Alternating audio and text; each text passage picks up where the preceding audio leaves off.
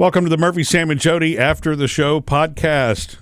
While we were away traveling, you guys did something that I know you were giddy about, and I can't wait to hear about it. I was only want you to know that I was upset with both of you, Murphy and Sam, that you didn't do it together. You guys went at the same time out of the hotel and took Waymo rides. Well, separately. That's because Sam was going to be seeing his son. He was on a completely different timeline than I was. Yeah. But there's no reason to be upset about it. I wanted y'all to experience notes. it together. Yeah, I know. Anyway, let's hear about it because you were both texting me all these giddy things. Oh my gosh, this is the coolest thing ever. Yeah. Well, so when we were walking away from breakfast the first morning that we were there, because again Sam had to go.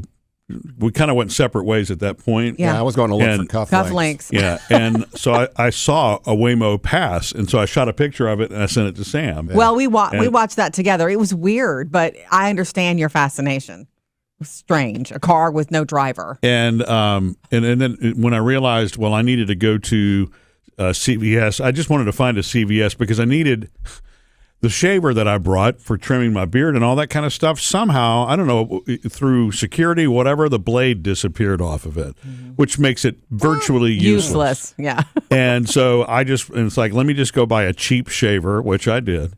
And then it occurred to me, I could take a Waymo to get there. And then Never he done wasn't that. back for like hours. And you know what's crazy about it is I had a long time ago, either when you were talking about it here, Jodi, on 3 Things to Know, or maybe it was when it's probably when our friend Mark and Audra, they were in San Francisco. They were the first people that I knew that actually experienced Waymo.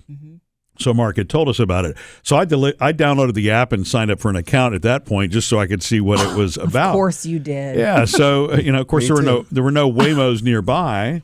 So I never really knew how it would work, and so logging in for the first time. But I mean, it's easy for a first timer, right, Sam? It surprised me. It's very easy. Yeah. So what do? You say, here I am, and where you do you summon want to go? You summon it like? You say where you want to go. And it's like Uber. Kind of like Uber. It tells you, okay, here's 3 choices for cars, where you can get picked up and how much it's going to cost. And it just arrives and parks in front of you?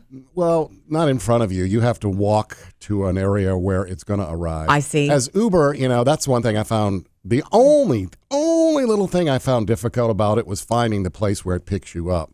Because on my phone, the maps always looked weird. But there's a place where you can click, and it popped up an arrow. It said click for the arrow, and that's how I found it. So it said 250 feet this way, and the arrow would move and point you in the direction that you wanted to go and tell you how close. So that part makes it super easy. And the reason that it is not allowed by law. I mean, each city has its own set of ordinances on where these vehicles can go, where they can't go, and so it can't stop directly in front of our hotel.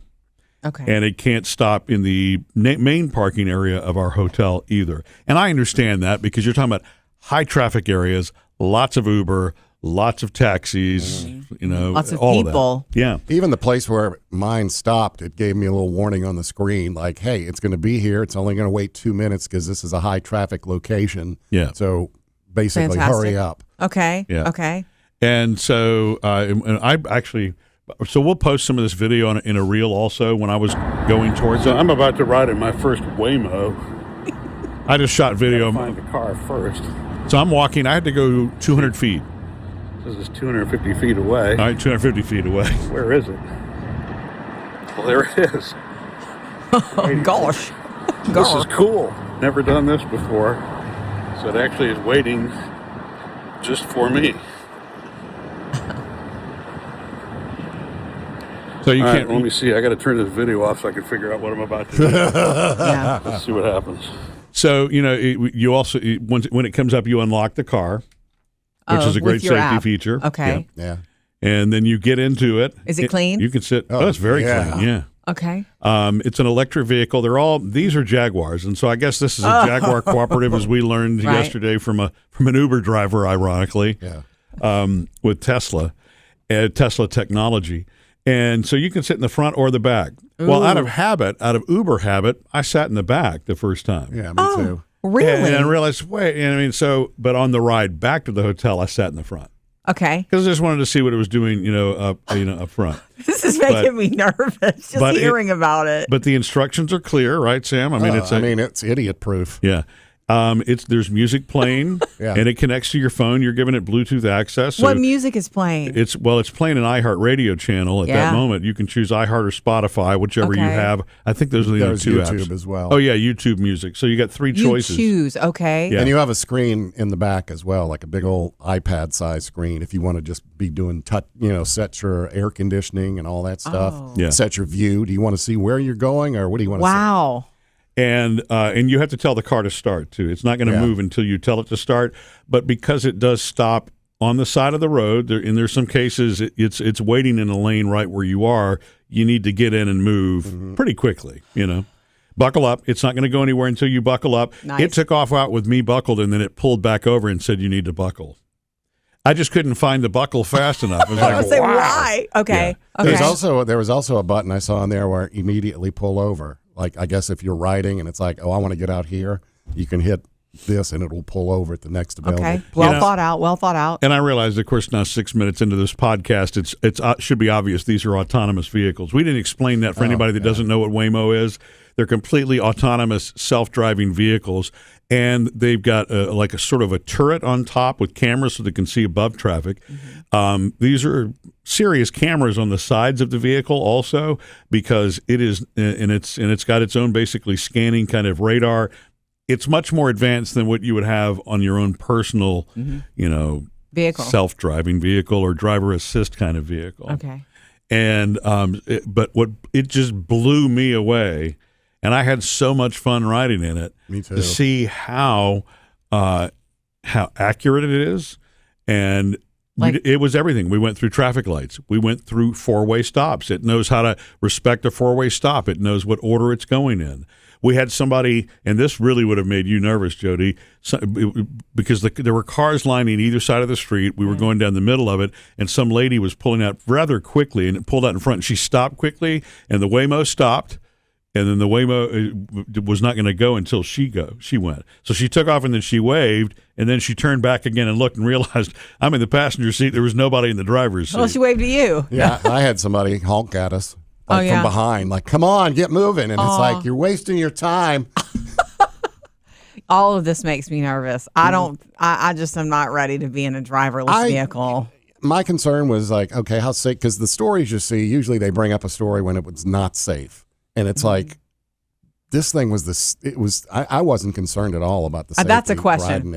At any point, was your anxiety up? No. A little. Even a little? No. I had one moment where I was like, ooh, how's it going to handle this? There was a car that decided last minute to try to back up into a parallel parking spot.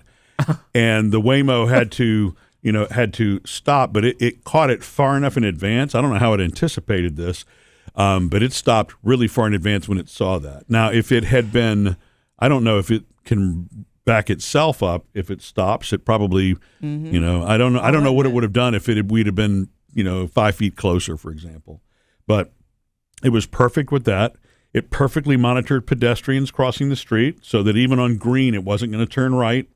If there were people in the crosswalks. Had one of those situations. We started to turn right, and some guy was walking, and so it stopped. And as soon as he finished, it takes off. Okay. There was traffic stopping in the, sort of people stopping to get out of cars. It put on its blinker. It went around.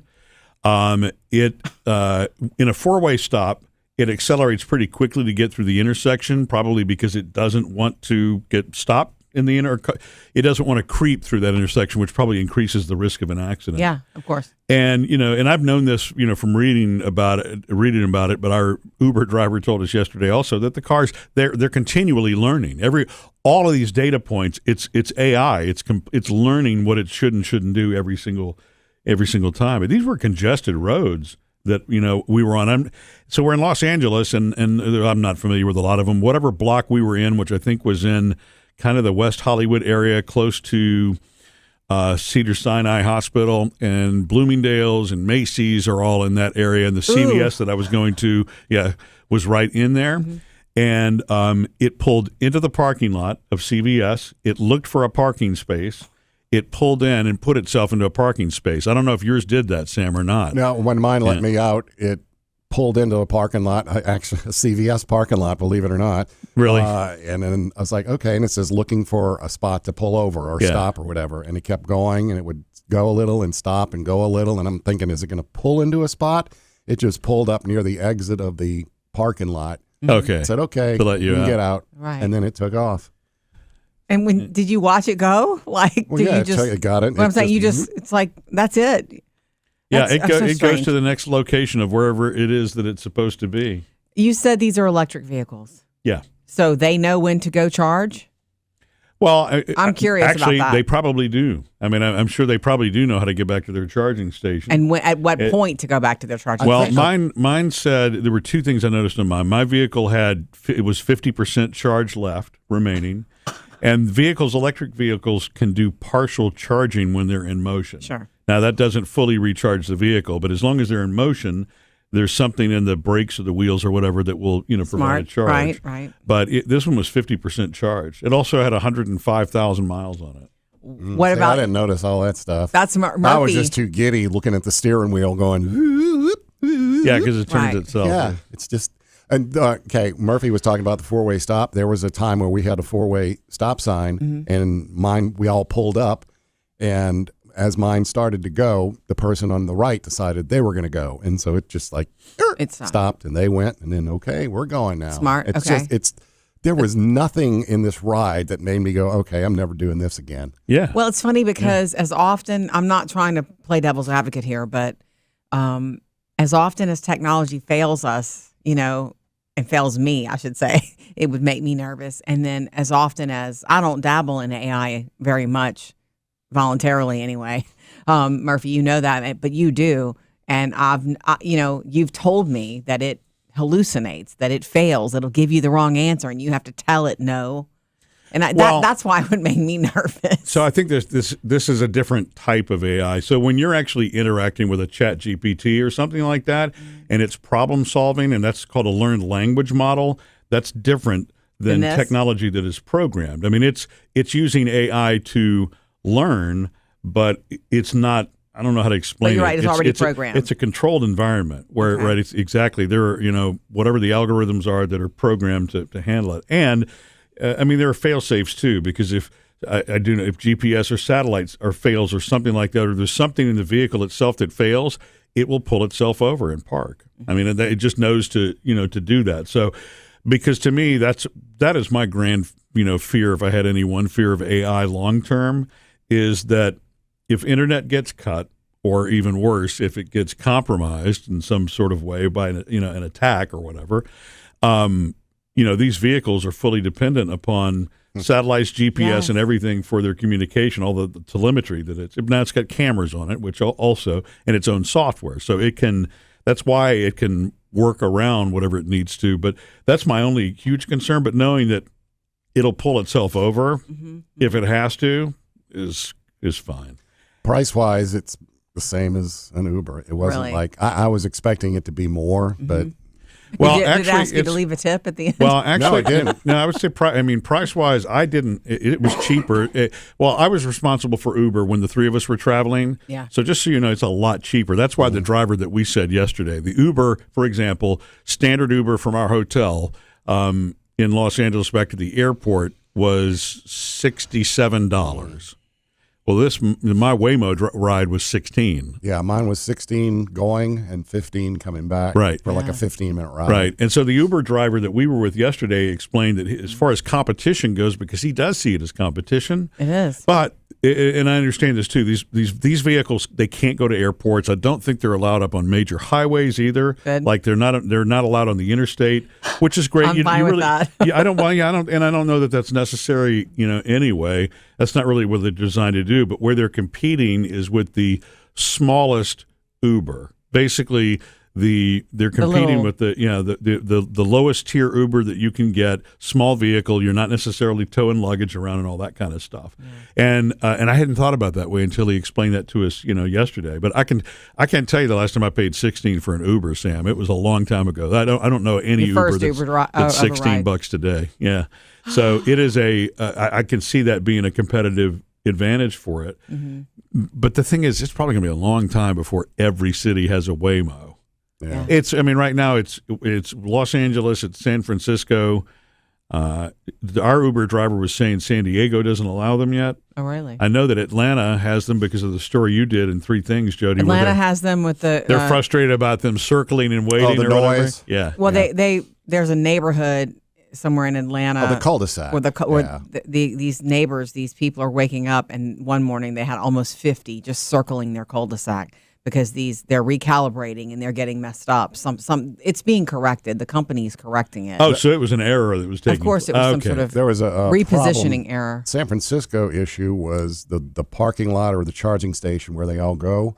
It's the people around that were complaining because there's a noise they all make. I don't know if it's when they leave or get there and dock or whatever. But it was almost too much. Constant noise because they're always coming and going. I thought electric really? vehicles. There was every something time I've been in a Tesla, the quiet freaks me out. Well, yeah, it's quiet. There's like a beeping noise or something. Okay. I don't remember what the noise was, but it was driving everybody nuts because this whole parking lot's full of Waymos that are making these noises.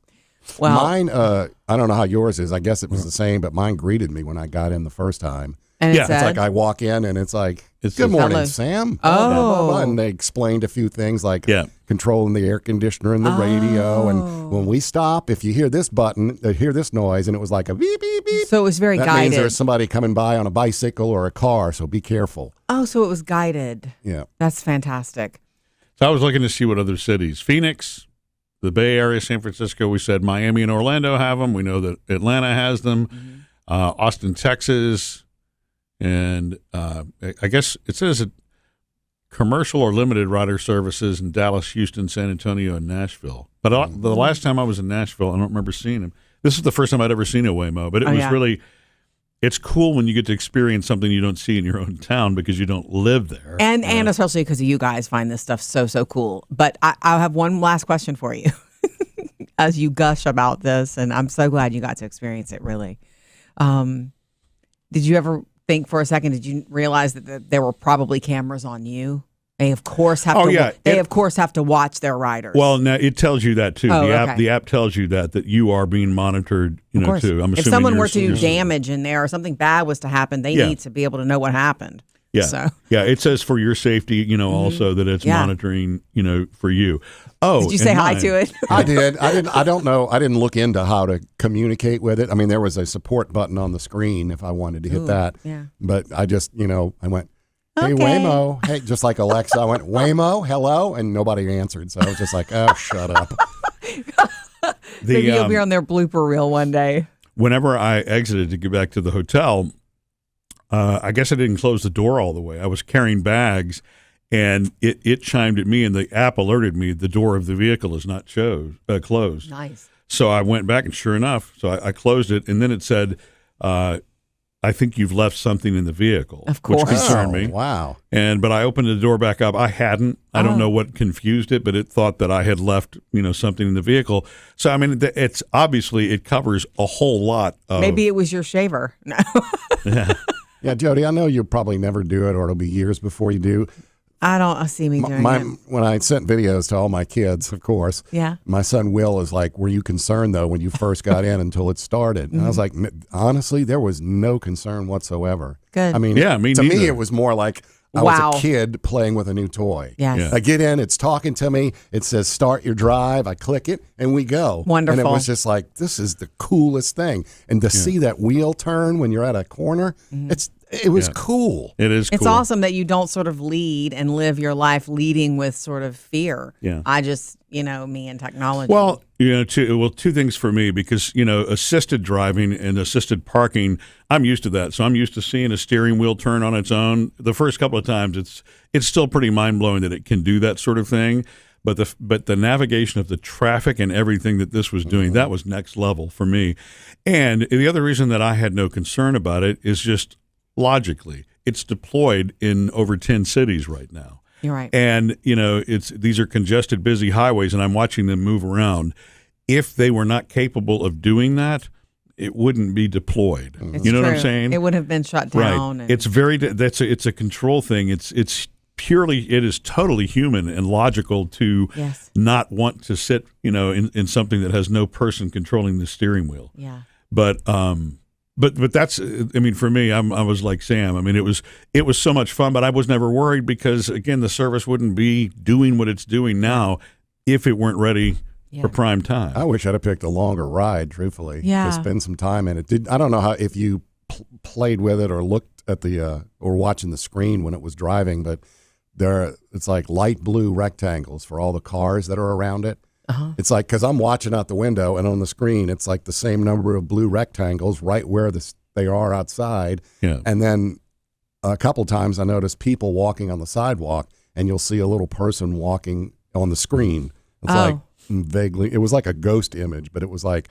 this thing is watching everything. Yeah, and that's Tesla technology, by the way. It is. If you've ever ridden in a Tesla, you'll see. I've never owned a Tesla, but yeah, we've done that before. Where anybody that has a Tesla knows it's looking at all the lanes. It's a little more of an advanced kind of. I don't know what you call that. Lane observation of what's going on around you. But it's next level in these Waymo vehicles, again, because the cameras are up higher and there's a massive turret on the top. So it's looking above itself. And that's the way that's how it's able to see in 360 degrees, around you, which is just so impressive. It's just mind blowing to me that I wish my dad were alive, because he would be the one that would say he would be blown away by how the cool technology. it was. Yeah. He would be absolutely blown away by the technology. It was really fascinating, to do. And I purposely, it's funny you say you wish you'd have ridden longer. I purposely chose a CVS that was farther away. I was about to say, why were you in West Hollywood? Yeah, because it then was. I know why. Yeah. And I was a little surprised that it was a 17-minute drive for something that was only a couple of miles away. But traffic's very heavy once you get outside of that area, and so it was really navigating a lot of neighborhoods, and so that's why I just wanted to put it to its test. I didn't know how to max it out. I didn't have enough time to max it out, but I did want to see what it was capable of doing. Yeah. Well, I'm so happy that both of you did it. I knew you were going in different directions. That was my only wish, that you could have done it together. But there's always the next time we travel. I just don't want to do it. I just don't want to do it yet.